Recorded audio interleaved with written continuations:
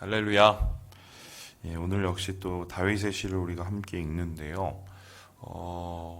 오늘의 이 시를 그냥 읽게 되면 여러분 보시다시피 많이 아팠던 것 같습니다. 그죠? 그래서 그 3절에 보니까 수월에서 끌어내어 나를 살리사 무덤으로 내려가지 아니하게 하셨나이다. 여기 보니까 죽을 만큼 아팠구나. 이 정도 되고요. 그런데 그 아픔이 어느 정도의 아픔이었냐? 무엇 때문에 아픔이었냐? 5절에 보니까요. 그의 노염은 잠깐이요. 그의 은총은 평생이로다. 그러니까 아마 하나님한테 혼났나 보다. 죄를 지었나 보죠. 그죠? 그러니까 죄를 지었는데 하나님이 건강을 때리신 것 같고, 그죠?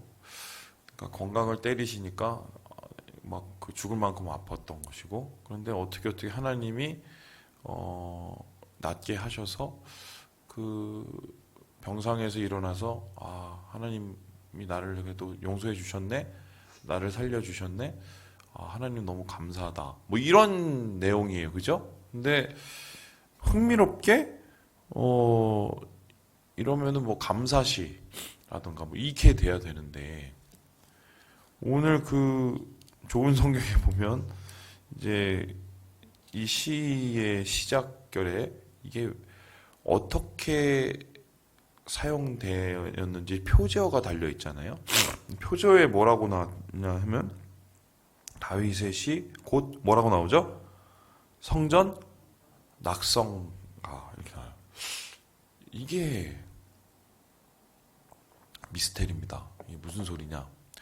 성전 낙성가라고 하는 것은 성전을 지어놓고 그 하나님 앞에 이렇게 봉헌식을 하는 거거든요. 그 봉헌을 드리면서 하나님 감사합니다. 뭐 고맙습니다. 이렇게 성전 세우게 해주셔서 고맙습니다. 이런 경우고요. 만일에 그게 아니면 그 성전을 세웠던 날, 그러니까 우리로 따지면은 그 8월 첫 주가 그 우리 교회 그 설립일이잖아요. 설립일, 그렇죠?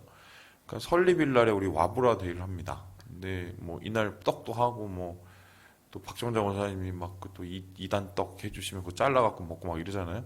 그런 것처럼 이제 그 성전을 세운 혹은 뭐 하나님께 성전을 세우게 하신 것을 감사드리는 기념일 뭐 이런 날이 낙성식이거든요. 낙성식. 그런데 낙성식에 하나님 이곳에서 우리 뭐 솔로몬을 통해서 아니면은 뭐 누구를 통해서 이렇게 성전을 짓게 해주신 거 감사합니다. 뭐 이런 시가 아니라 제가 죄 져갖고 죽을 만큼 아프다가 낫게 해주셔서 너무 고맙습니다. 이런 시를 썼어요. 이게 사실 이 시의 미스테리입니다. 그래서 성전 낙성한 것과 그리고 내가 아팠다가 나은 것과 이게 뭔 상관이지? 뭐 이렇게 이제 생각을 해보는 거죠. 그러면은 이제 맨 처음에 성전 낙성에 대해서 생각을 해본다면 진짜 이 사람들이 이 시를 성전을 짓고 하나님 앞에 올려드렸을 때, 그럴 때 졌다. 그러면 이스라엘 역사에서 이렇게 하나님 앞에 성전 건립 후에 봉헌식을 했던 건 세 번밖에 없어요.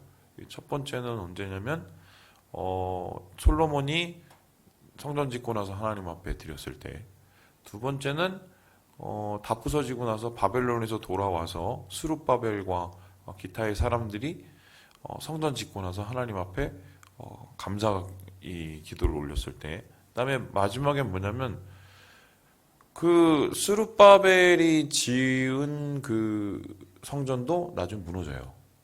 그리고 나서 세 번째 성전이 세워지는데, 이 성경에는 없는데 그 신구약 중간기 때 이 사람들을 이끌었던 그 유대 지도자가 있어요. 그래서 이제 그 지도자를 이제 그 외경에서 이렇게 찾게 되는데요. 그 카톨릭 성경에는 마카베오서라는 게 있어요. 혹시 보셨어요? 그 마카베오라는 사람이 이 사람이 일종의 그 유대 왕국을 재건하려고 노력했다가 나중에 실패했던 사람인데요. 이 사람에 의해서 세 번째 이제 성전이 시도가 돼요. 그러면 그때 그 성전을 지으면서 하나님 앞에 드렸던 세 번밖에 없어요. 세 번밖에. 그럼 그땐가? 근데 그거하고 아픈 거하고 이걸 어떻게 비교를 해볼까? 좀 애매하죠. 그럼 그게 아니라면 성전을 지은 기념일에 하나님 앞에 감사 기도를 드린 것일까? 뭐 그거는 좀 여러 사례가 있으니까 고민을 해보게 되는데 우리가 정확한 그 일시나 정확한 그 상황을 알지를 못하지만 오늘 이 말씀을 보면서 우리가 좀 얻어낼 수 있는 단서가 있습니다. 단서가. 그게 뭐냐? 우리 함께 같이 한번 우리 12절의 말씀을 같이 한번 읽어보도록 하겠습니다. 12절의 말씀입니다. 12절의 말씀입니다. 시작. 이는 잠잠하지 아니하고 내 영광으로 주 찬송하게 하심이니 여호와 나의 하나님이여 내가 주께 영원히 감사하리이다. 그러니까 이것을 단순히 몸이 아팠다 이것으로 보지 않고 이것을 개인의 몸이 아픔이 아니라 민족적인 몸이 아픔.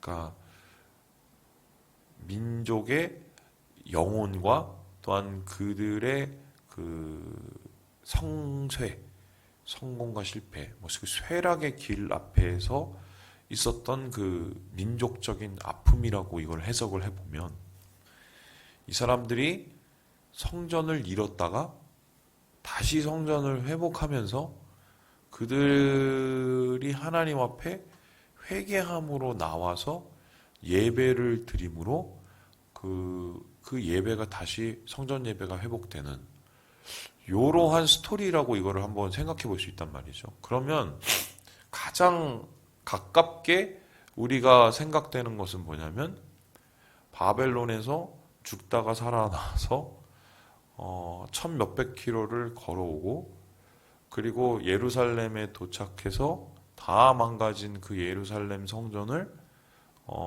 사람들이 힘을 합쳐서 고치고 그리고 그 성전을 세운 다음에 하나님 앞에 눈물로 예배드렸던 그 두 번째 성전을 올려드리면서 주님께 드린 그 봉헌식이 아니었을까. 학자들은 이제 그렇게 추정을 많이 합니다. 이제 그렇다면 지금 이 모습은 뭐냐면 아름다운 성전을 잃어버렸어요. 그리고 나서 바벨론으로 끌려가서 70년 동안 종살이를 하고 와서 다시 성전을 세웠을 때 그 성전이 여러분 전보다 아름다웠을까요? 아니면은 보잘것이 없었을까요? 어땠을 것 같아요? 보잘것이 없었어요. 그래서 그 성전을 세우고 나서 다 울었어요. 그런데 운 부류가 두 부류예요. 첫 번째 부류는 뭐냐면 야 그래도 우리가 이렇게 세운 게 어디냐 와 그래도 대단하다 이러면서 기뻐서 운 사람이 있고 반면에 그 성전 세우고 나서 운 사람은 좀 연세가 드신 분은 아유 애게 이게 세운 게 이게 뭐야. 그러니까 옛날에 그 성전을 보았던 기억이 있는 사람들은 이게 너무 황당해갖고 울었어요. 그러니까 이게 희비가 교차하는 울음이 있었거든요. 여기에서 사람들이 경험했던 그 모습은 사실 예전의 영광에 비하면 정말 비할 데 없는 영광이죠.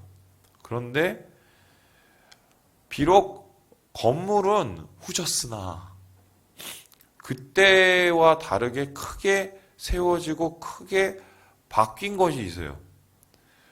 크게 변화된 것이 있는데 그게 뭐냐? 사람이 변했어요.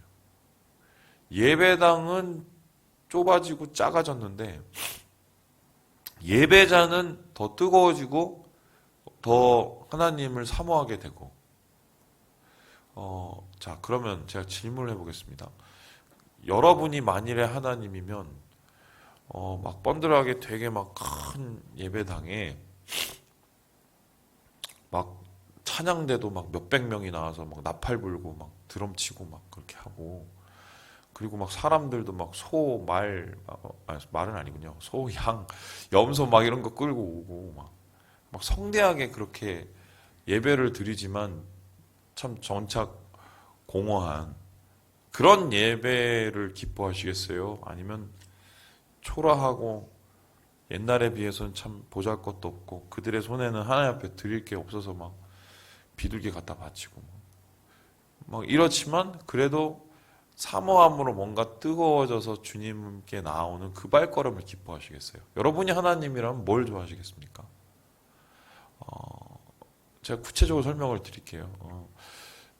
뭐, 저희 어머니가 이제 팔순 잔치를 못해서, 지난 토요일 날에 그 가족들만 모였단 말이죠. 예, 근데 원래 코로나가 아니었으면 저희 어머니는 또 이제 옛날 좀 그런 스타일이시라 아마 이렇게 뷔페를 불려서 하고 싶은 마음이 있으셨을지도 모르겠어요. 그래서 사람들 불러놓고 막 왁자지껄 막 예, 뭐 인사하고 또 한복 입고 막 예, 그런데 이제 그러고 나서 형제들끼리 이제 그 다 끝나고 나서 그냥 돈 갖고 싸우고 그래요? 그런 거 하고 아니면 저희 이번에 모였을 때 막 코로나인데도 막 저희 형님이 막 차가 엄청 막혔고 6시간 막혀갖고 와서 조그만 공간 빌려서 거기서 그냥 밥 먹었거든요. 그런데 이제 웃고 끝났죠. 서로 이렇게. 어느 게 더 흐뭇하시겠어요? 네? 1번이에요? 2번이에요? 뻔하죠? 이 뻔한 스토리를 우리가 머리로는 아는데 실제로는 그렇게 잘 안 하는 것 같아요.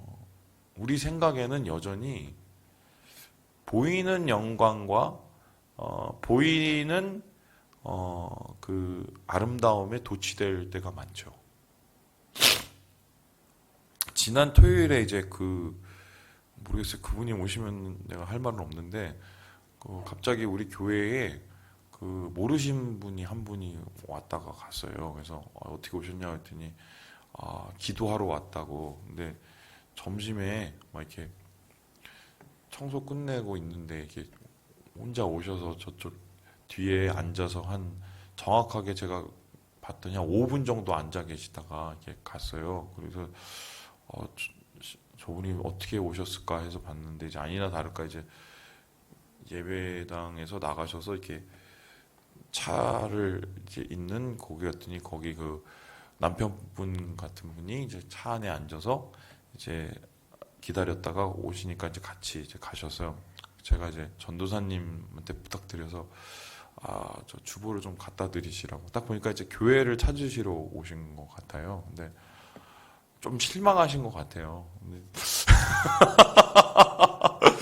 왜냐면 이제 이게 보이는 이제 방송을 보시고 오신 것 같아요. 느낌상 딱 보니까. 근데 저희가 이제 방송을 보면 그래도 뭐 꽤 뭐 이렇게 규모는 있을 것 같은 느낌이 드는데 와 보면 사실 예배당이 작잖아요.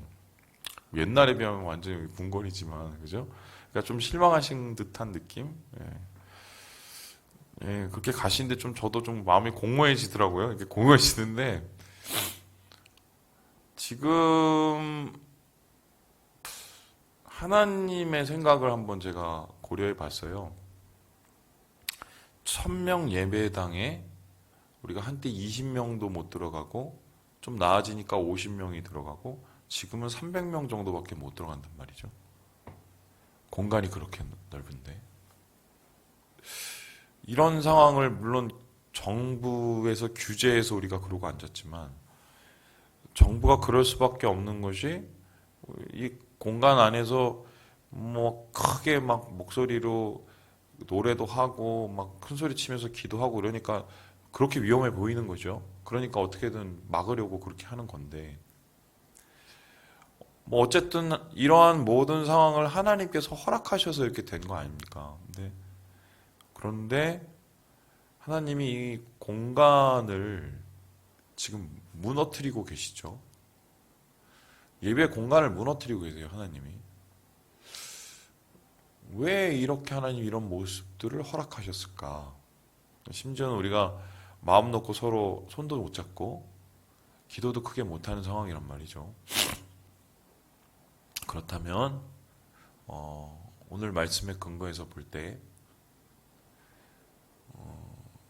공간의 문제가 아니라 마음의 문제를 해결하시고 싶으신 거죠. 성전을 정말 하나님 앞에 드리고 하나님 앞에 낙성하는 게 기쁜 것이지만 하나님은 그 성전을 드리고 공간의 아름다움에 도취되는 것보다 그것을 드리는 사람의 중심, 그것을 드리는 사람의 사모함과 감사함, 그것을 사랑하시기 때문에 하나님께서는 이스라엘 백성에게 어떻게 보면은 그 험한 바벨론 유수 생활을 하게 만드신 거거든요. 정신 차리라고. 그랬을 때 그들은 그곳에서 예배를 드리면서 분명히 그때서야 생각했을 거예요. 아, 예배는 이렇게 드리는 거구나. 비록 나는 잠시 어려웠지만 그 어려운 시간을 통해서 하나님을 진짜 예배하고 사모하는 것이 무엇인지를 내가 깨닫게 되었구나. 아, 이게 참 감사하다. 이런 정말 오랜 시간에 걸친 자성과 또 뭔가 자기를 돌아보는 그러면서 회복이 되는 이런 것을 그들이 느꼈을 것 같은데요. 그래서 결론으로 오늘 이 이야기의 끝이 어떻게 끝나느냐? 우리 함께 11절 읽고 마무리해 보도록 하겠습니다. 11절입니다. 시작. 주께서 나의 슬픔이 변하여 내게 춤이 되게 하시며 나의 베옷을 벗기고 기쁨으로 띄우셨나이다. 예. 슬픔이 춤이 되는 것. 베옷이 기쁨이 되는 것. 예배를 잘 드리면 예배를 사모함으로 우리가 정말 우리가 예배자가 돼서 예배를 드리면 이렇게 될 수밖에 없죠. 비록 슬펐지만 다시 예배를 드림으로 주님을 만남으로 그 슬픔을 이기고 춤을 추게 되고, 그죠? 그리고 하나님께서 그 예배 가운데 우리를 다시 만나시며 우리의 슬픔의 옷을 벗기시고 다시 하나님의 기쁨의 옷을 입히시는 그 감동이 그립습니다. 그 감동을 주님께서는 지금 우리에게 선물하시기 위해서 이러한 어려운 상황을 허락하신 게 아닐까. 우리 사랑하는 우리 3일 가족 여러분, 우리 교회가 이 예배의 감동, 예배의 기쁨, 예배의 진짜 행복을 회복하는 우리 모두가 되기를 주님의 이름으로 축원합니다.